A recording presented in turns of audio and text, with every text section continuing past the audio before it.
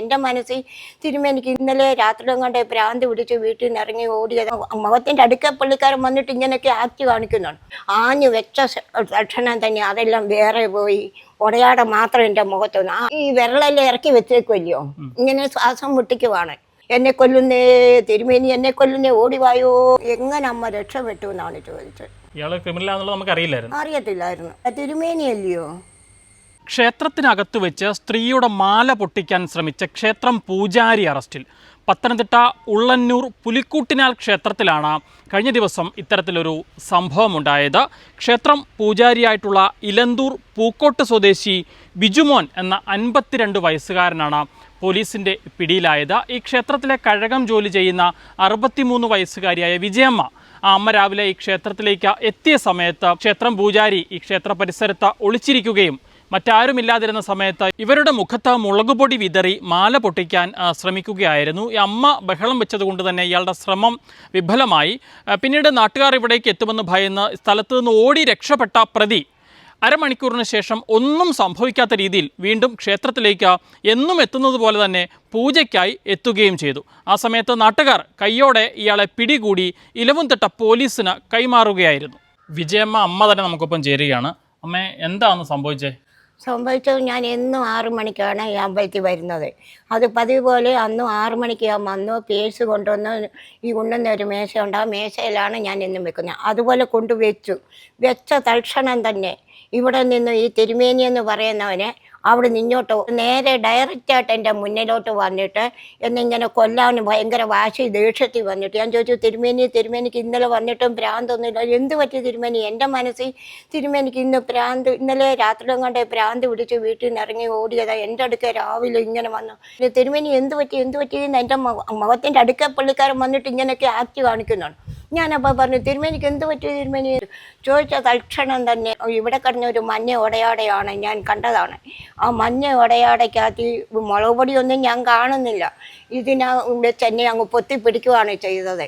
അതിനകത്ത് ഒരു വലിയ ഉരുള മുളക് പൊടി കുഴച്ച് ഉരുട്ടി വെച്ചേക്കുവാണ്.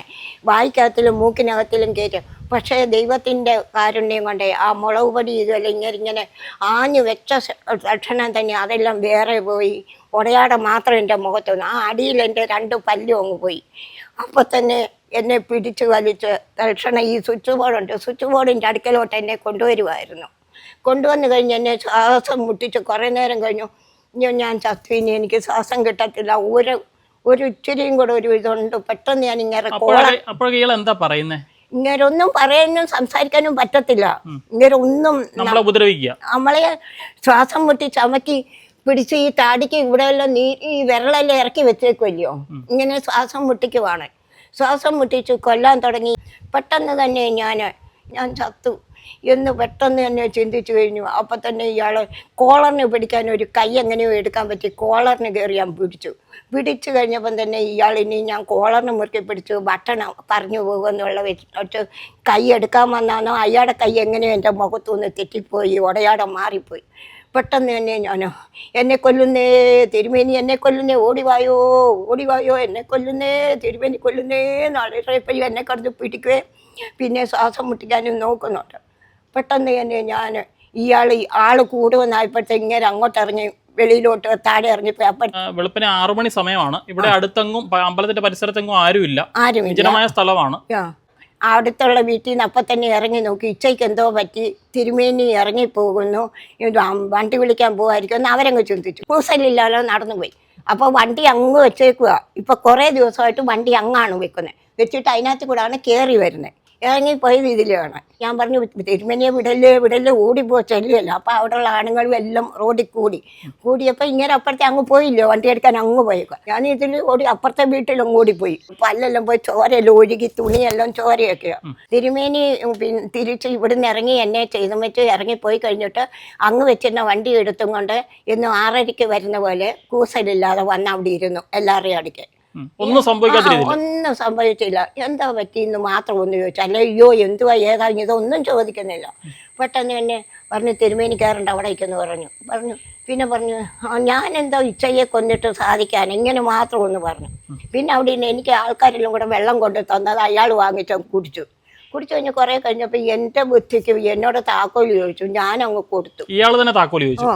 അമ്പലം തുറക്കണം താക്കോലാന്ന് പറഞ്ഞു. ഞാൻ പെട്ടെന്ന് താക്കോൽ എടുത്താൽ കൊടുത്തു. ഇവരെല്ലാം വേറെ തിരുമേനിയെ വിളിക്കാനൊക്കെ പോയി ആൾക്കാർ. വന്ന് തുറന്നു കഴിഞ്ഞാൽ ഇതൊക്കെ മാറ്റുകയോ എടുക്കുകയൊക്കെ ചെയ്ത് കാണും. അപ്പൊ ഇയാൾ ഒന്നും സംഭവിക്കാത്ത പോലെ തന്നെ ക്ഷേത്രം തുറന്നിട്ട് വന്നിട്ട് ഇവിടെ ഇരുന്നു. ഞാനിപ്പോൾ ഇവിടെ ധൈര്യമുള്ള പെണ്ണുങ്ങളെല്ലാം കൂടെ വന്നിട്ട് പറഞ്ഞു തിരുമേനി എന്തെന്ന് വെച്ചാൽ അങ്ങ് പോയി. ഇവിടെ വന്ന് നോക്കിയപ്പോൾ ഉടുപ്പ് ഊരി ഇട്ടിട്ട് ഇവിടെ ഇരിക്കുന്നു. ഇറങ്ങാൻ പറഞ്ഞു. തിരുമേനി ഇറങ്ങാൻ പറഞ്ഞു, വരാൻ പറഞ്ഞു. ഉടുപ്പ് എടുത്തിട്ടുണ്ട്, ഇറങ്ങാൻ പറഞ്ഞു. പിന്നെ അവിടെ കൊണ്ടുവന്നിരുത്തി. പിന്നെ പോലീസ് കൊണ്ടുപോയി. ഇയാൾ ആ സമയത്തൊക്കെ എന്താ പറയുന്നത്? താഴെ വന്നിരിക്കുമ്പോ ഒന്നും വേണ്ടിയൊന്നുമില്ല. കൂസലില്ലാതെ കാലിൻ്റെ മേളിൽ കാലും കൊടുത്തിരിക്കുക. പിന്നെ വന്നവരെല്ലാം പറഞ്ഞു തിരുമേനി ഇതെന്തുവാ കേൾക്കുന്നത്? ഞാനൊന്ന് എനിക്ക് ഇച്ചയെ കൊണ്ടിട്ട് എന്തോ എടുക്കാനോ ഇത് ഇങ്ങനെ ചോദിക്കുന്നു. അമ്മ, ഇയാളുടെ പെരുമാറ്റത്തിൽ എപ്പോഴും സംശയം തോന്നിയിട്ടുണ്ട് ഇതിനു മുമ്പ്? എനിക്ക് സംശയമായിട്ടൊന്നും തോന്നിയില്ല. ഇപ്പം 4 ദിവസമായിട്ട് ഇങ്ങേര് പകരത്തിന് ആളിനെ വിട്ടും വെച്ച് വെളുപ്പിനെ തൊട്ട് വന്ന് കാവലിരുന്നിട്ടുണ്ട്. അപ്പോഴും എന്നെ കൊല്ലാൻ തരം കിട്ടിയില്ല. 5 മണിക്ക് ഇയാൾ വീണ്ടും തിരിച്ചു വന്നു. അപ്പോഴും എന്നെ കൊല്ലാൻ തരം കിട്ടിയില്ല. ഇവിടെ വന്ന് ഞാൻ ചോദിച്ചു എന്തിനാ തിരുമേനി ലീവല്ലയോ വന്നേ? അത് ചുമ്മാതെ വന്ന പറഞ്ഞിട്ട് അങ്ങ് ഇറങ്ങിപ്പോയി. പിന്നെ ഇപ്പം ഈ സംഭവിച്ചു കഴിഞ്ഞപ്പോഴാണ് വന്നപ്പം ഇയാൾ തലയിൽ തുണി ഇടുകയോ മാസ്ക് വെക്കുകയോ ചെയ്തിട്ടുണ്ടായിരുന്നു? ഒന്നും ചെയ്തിട്ടില്ല. ചുമ്മാതെ ഇങ്ങനത്തെ ഒരു പന്നത്തുണി, ഈ തല മാത്രം ഇവിടെ ഇങ്ങനെ വെച്ചിട്ട് ഈ ഒരു പന്നത്തുണി ഇവിടെ നമ്മൾ എണ്ണയൊക്കെ തുടയ്ക്കുന്ന ഒരു തോർത്തിൻ്റെ അതിൻ്റെ തുമ്പി ഇങ്ങനെ ഇട്ടിട്ടുണ്ട്. അതേ ഉള്ളായിരുന്നു. അയാളുടെ വണ്ടി തുടയ്ക്കുന്നതായിരുന്നോ എന്തോ ഇവിടെ കാണാൻ കളഞ്ഞിട്ടുണ്ടോ ഒന്നും നോക്കിയിട്ടില്ല. അമ്മയ്ക്ക് പരിക്കേറ്റു, 2 പല്ല് പോയല്ലേ? പോയി. എൻ്റെ 2 പല്ലും പോയി അടിച്ച്. മുഖത്തൊക്കെ നീരായിരുന്നല്ലേ? ഇവിടെ എല്ലാം ഇവിടെ ഇപ്പോഴും ഉണ്ട് നീര്. സംസാരിക്കാൻ തോട്ടയ്ക്കെല്ലാം വേദന. ഗുളികയൊക്കെ ഡോക്ടർ തന്നിട്ടുണ്ട്. എന്താണെങ്കിലും ഭാഗ്യം കൊണ്ടാണ് രക്ഷപ്പെട്ടത്. എന്നോട് സാറെല്ലാം പറയുന്നു ഈ കൊലയാളിയുടെ കയ്യിൽ നിന്ന് അമ്മ എങ്ങനെ രക്ഷപ്പെട്ടമ്മേ? എനിക്കറിയത്തില്ലായിരുന്നു മോനെ ഇയാൾ ഇങ്ങനെയൊക്കെ ഉള്ളവനാണെന്നൊന്നും. ഇപ്പോഴാണ് കൊലക്കേസിലെ പ്രതിയും കഞ്ചാവിലെ പ്രതിയും അതിന് ഈ വാറ്റിയാരായത്തിലെ പ്രതിയാണെന്ന് സാറ് അവരാണ് ഞങ്ങളോട് പറഞ്ഞത്. അവരിൽ നിന്ന് നിങ്ങൾ എങ്ങനെ അമ്മ രക്ഷപ്പെട്ടു എന്നാണ് ചോദിച്ചത്. ഇയാൾ ക്രിമിനലാണെന്നുള്ളത് നമുക്ക് അറിയത്തില്ലായിരുന്നു. ഒരിക്കലും അറിയത്തില്ലായിരുന്നു. എന്താണെങ്കിലും ഭാഗ്യം കൊണ്ട് മാത്രമാണ് ഈ അമ്മ രക്ഷപ്പെട്ടത്. ക്ഷേത്രത്തിൽ പൂജാരിയായി ജോലി ചെയ്തിരുന്ന ഈ ബിജുമോൻ പത്തനംതിട്ട പോലീസ് സ്റ്റേഷനിലെ ഒരു കൊലപാതക കേസിലും കോയിപ്പുറം പോലീസ് സ്റ്റേഷനിലെ മറ്റൊരു ക്രിമിനൽ കേസിലും പ്രതിയാണ് എന്നുള്ളതാണ് പോലീസ് പറയുന്നത്. നിലവിൽ ഇയാളെ കോടതി റിമാൻഡ് ചെയ്തു. പത്തനംതിട്ട ഉള്ളന്നൂരിൽ നിന്നും വീഡിയോ ജേർണലിസ്റ്റ് അരുൺ മലയിലിനൊപ്പം Rahul Irumbukuzhi, focus news TV.